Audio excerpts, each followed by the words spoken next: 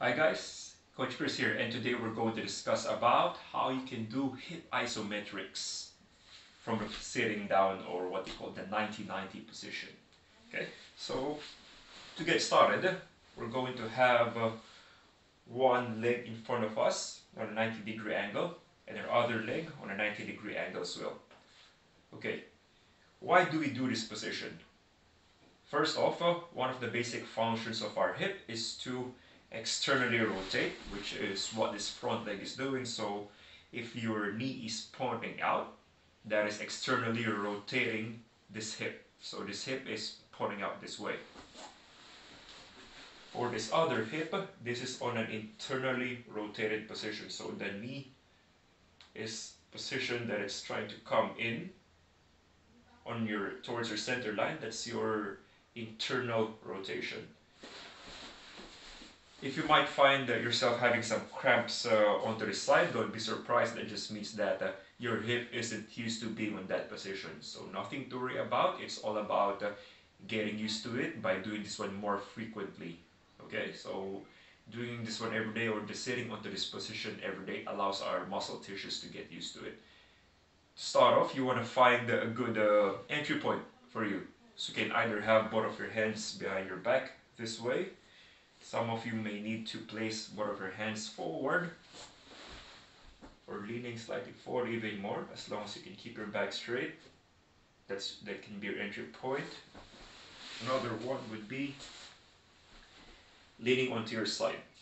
Okay, so what's important is that you find your perfect entry point for whatever your hip's ability is. So start off, we're gonna get into that 90-90 position. And then again, isometric loading, there's a constant or increasing loading that's happening without our bodies needing to move.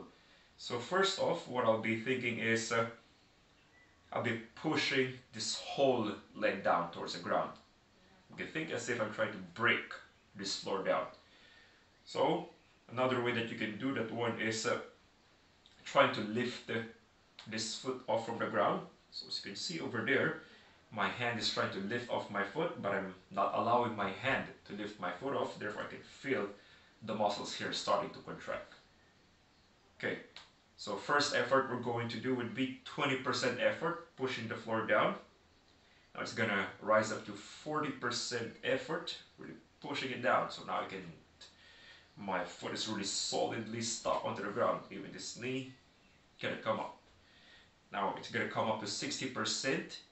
80%, 100%, hardest and safest effort, really pushing this leg down, holding that 100% effort for 5, 4, 3, 2, 1, then relax, release the load.